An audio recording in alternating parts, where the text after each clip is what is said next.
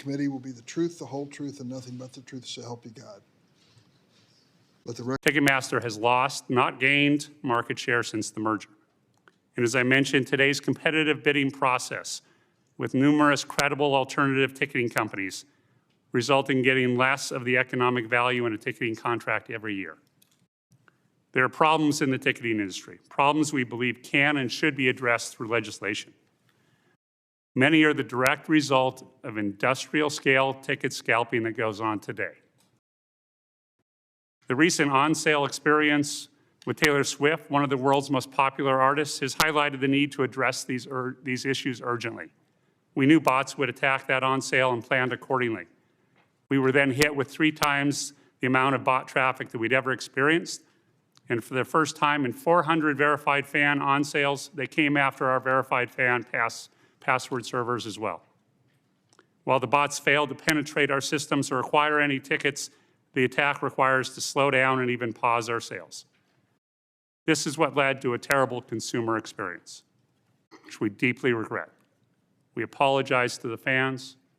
We apologize to Ms. Swift. We need to do better, and we will do better. There are many things we can and should accomplish together. We should enlarge the scope of the Bots Act and increase enforcement.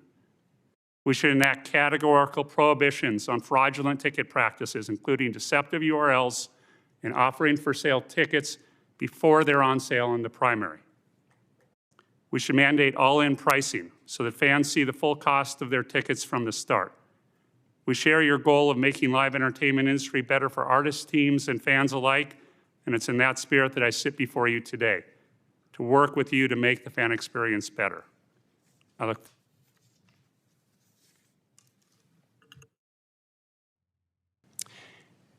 It is no mystery why no other company has significantly penetrated the primary ticketing market. Major venues in the US know that if they move their primary ticketing business from Ticketmaster, they risk losing revenue they earn from Live Nation concerts. They know this because Live Nation has told them so, directly and indirectly, through its public pronouncements, private communications, and subsequent retaliation against venues that have signed deals with a competitor. The DOJ, Member Graham, Senators Klobuchar and Lee, and members of the committee. My name is... Our industry provides a cautionary tale about how behavioral remedies cannot solve the problems inherent in an anti-competitive merger. The only effective remedy now is a structural one: the dissolution of the common ownership of Ticketmaster and Live Nation. To improve our industry, we must restore competition. At SeatGeek, we deeply care about the live event industry and believe it's time to give fans, teams, artists, and venues alike the choices they deserve. Mr. Grotzinger, and next up we have with us Mr. Mike. Every time that Live Nation or Ticketmaster blames anybody else for the significant issues and increasingly high fees, remember that many times they are the venue, the promoter, and the manager of that artist. By controlling ticketing and promotion, the artist management company, they're choking off competition that would offer an alternative to the broken system we see today. This was most acutely seen in Taylor Swift, and it's playing out across the live music industry every day and generating fan outrage and despair.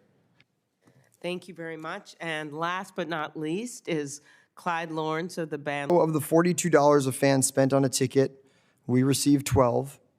But whereas Live Nation's costs were already covered at this point in the calculation, we still need to pay for our touring costs. In our case, roughly 50% of our earnings is used to cover expenses. So that leaves us with $6 for an 8-piece band, pre-tax, and we also have to pay our own health insurance. Jokes aside, we truly do not see Live Nation as the enemy. They're just the largest player in a game that feels stacked against us as artists, and often our fans as well. Ultimately, when looking at the current state of the industry, we're left with lots of questions. Why is it that all of Live Nation's costs get recouped before the show hits its profit point, yet ours, the artists, don't? Why is there so little transparency as to what line items such as facility fees actually go towards? Why is it standard for Live Nation to take a 20% commission on our merchandise sales while we never receive a cent of their ancillary revenues like concessions, alcohol, and parking? Thank you very much, Mr. Lawrence. I think we're willing to pay, but we really appreciate your testimony.